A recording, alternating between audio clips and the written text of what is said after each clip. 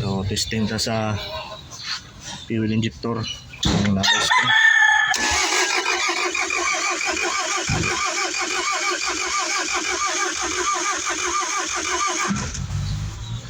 Op, isa. So as you can see sa first video natin is ayaw talaga maganda nung ECU niya.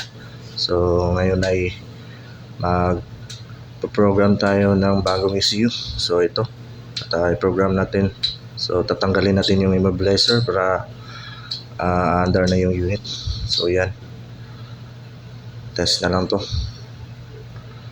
So natakaroon sa CDU.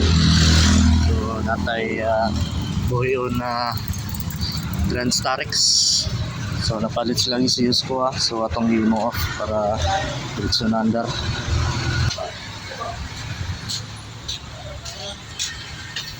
Hyundai Starex. Tara.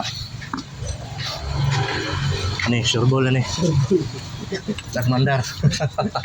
Matagal lang natutulog. Pila ka tuig ni?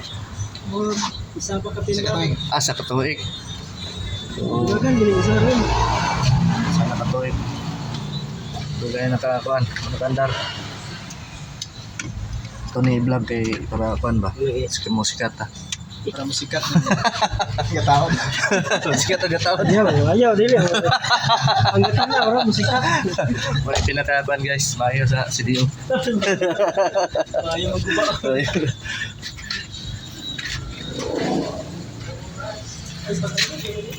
Katihan lang daan. Duro.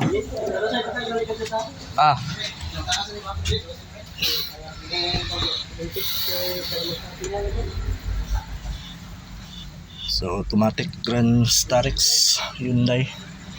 So change ECU. So yung lumang ECU niya is wala nang check engine. So ayaw na ma-detect. So pinalitan na lang natin. So tapos na-off natin yung mobilizer para diretso na under. So naikabit na natin yung ECU. So need natin i-disconnect itong antenna, immobilizer antenna at saka immobilizer box para ma-deactivate sa system. So yan, tatanggalin natin yan. Yan guys, mandar na yung Hyundai Starex na matagal na natutulog, isang taon din. Ngayon lang nakandar. So ito yung ECU natin at immobilizer off na yan. So ayos na ayos. So buslot na naman ang bulsa.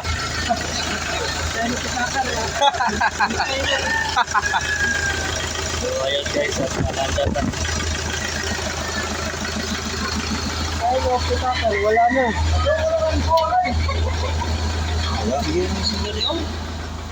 So ayun guys, at umandar na talaga. Wala nang problema guys.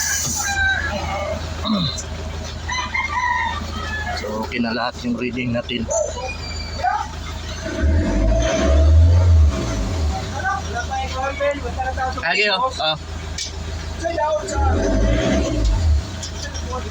Ayos.